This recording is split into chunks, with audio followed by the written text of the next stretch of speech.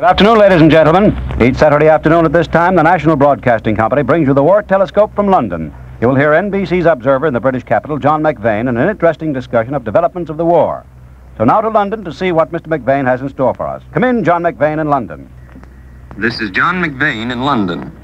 As the hour and the day of invasion come closer, signs of increased tension are becoming more visible in Britain. People are living on two planes. One is the round of daily work. On that plane, nerves become irritated more quickly than usual.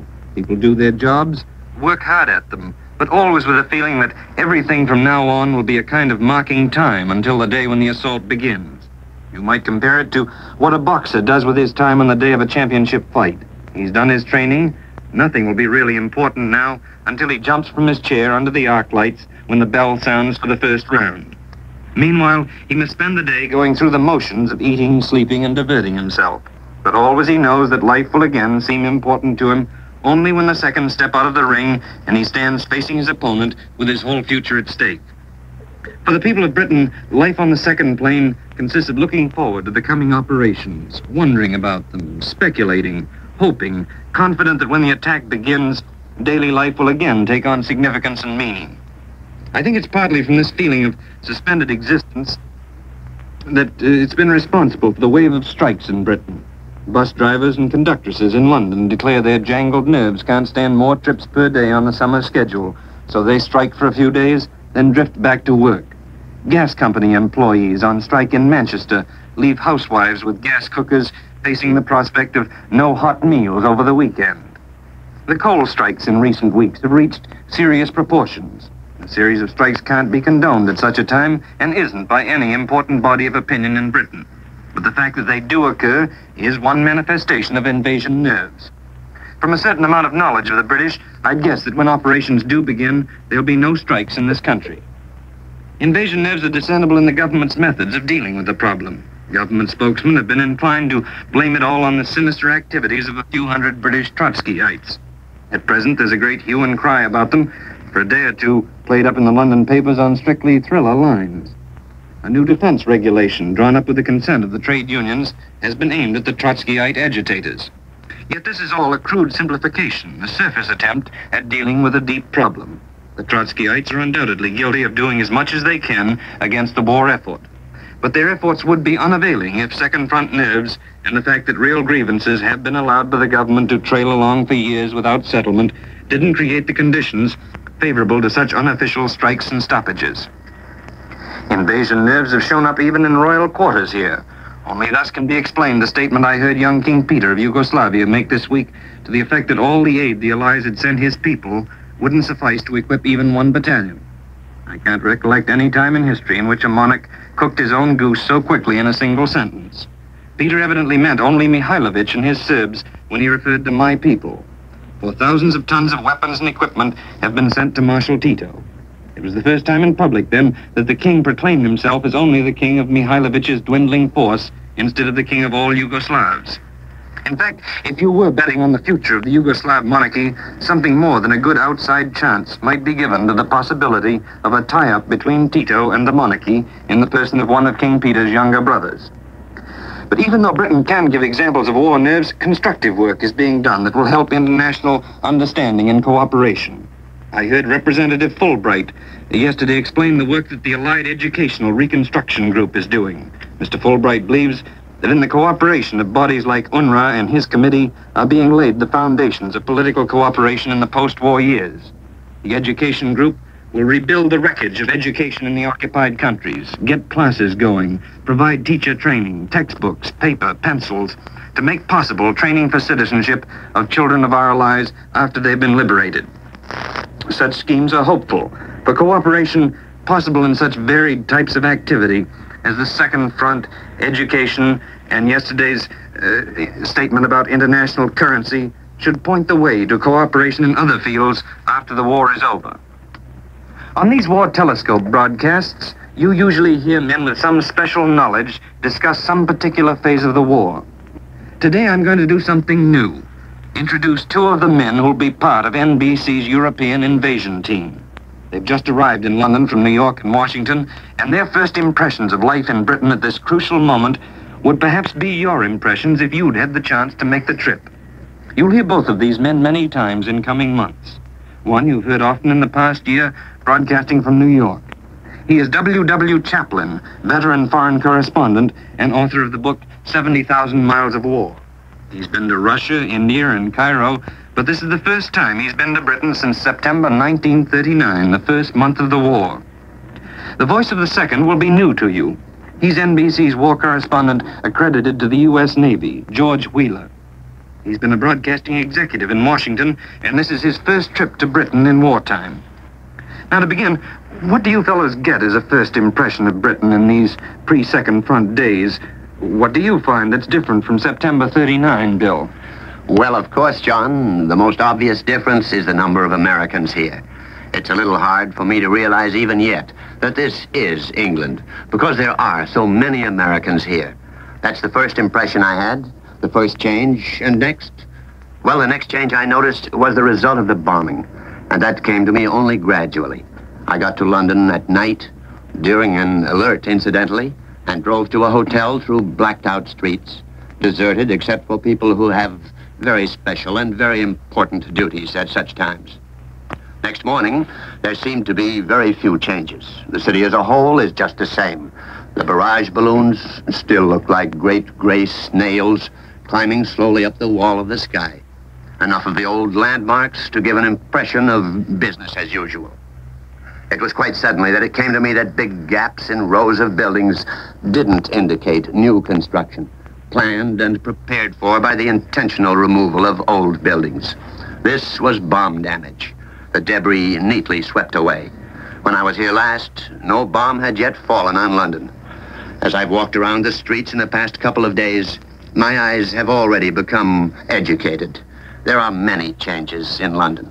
Does that jibe with your impression, George? Yes, it does, John. From just a quick look, you might get the impression that the bombing wasn't as severe as you'd supposed. But taking into account the ability to rebuild and repair, the surest indication of the beating that London has taken is the absence of window glass. Many, many blocks have their sightless eyes for reminders, whereas in other respects they may appear completely untouched. Well, what do you think are the most outstanding characteristics of life in London at the moment? Well, I've been struck by the contrast between the very old and the very new. Tradition existing beside advanced economic and sociological thinking. Fine old buildings beside modern architecture. The thing that struck me first and hardest is the general feeling of calm confidence. It wasn't that way in 39. It wasn't that way at all. War had just been declared. No one knew what was going to happen in any next minute. But they were quite ready to believe it would be something awful. Children were being evacuated from the big cities.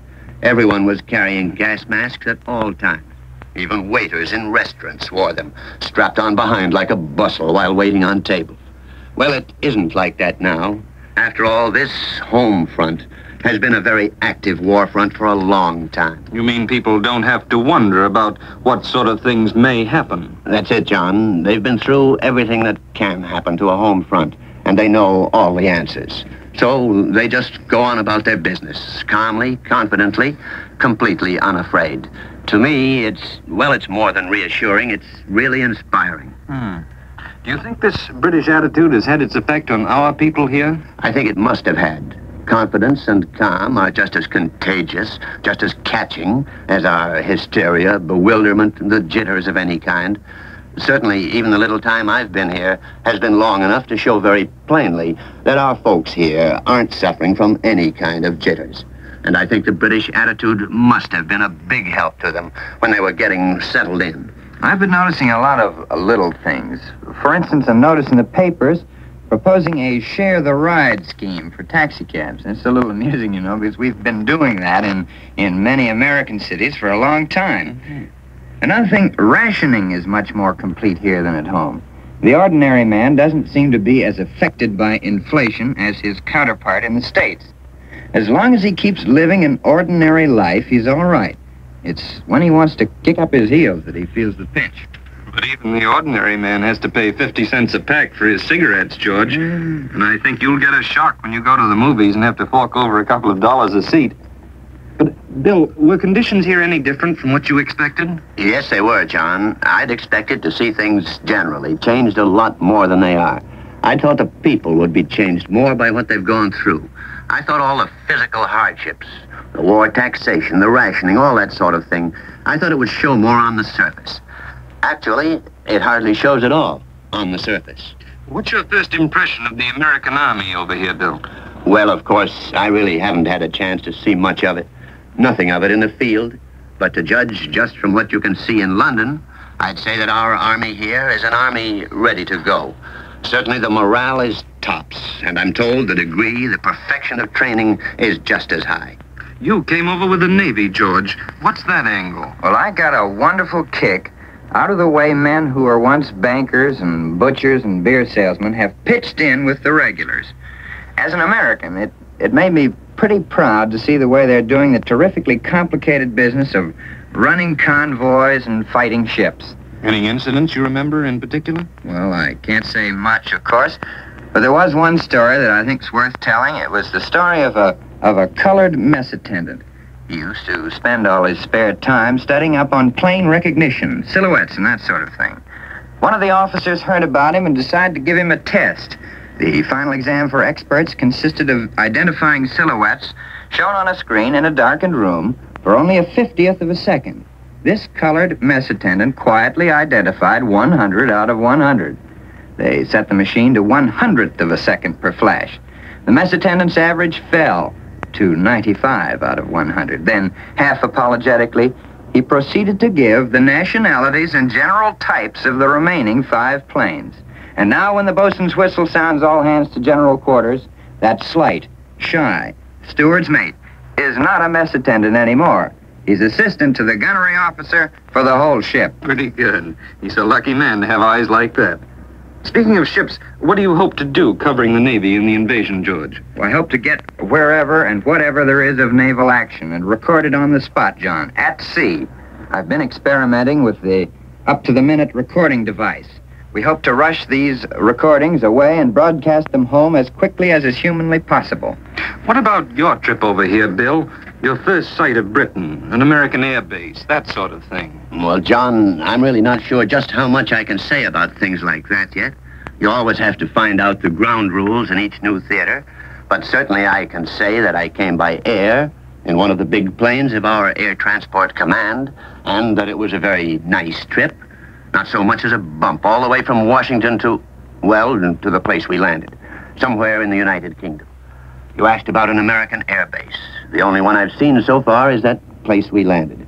And I guess all I can say about that is that it was impressive, very impressive.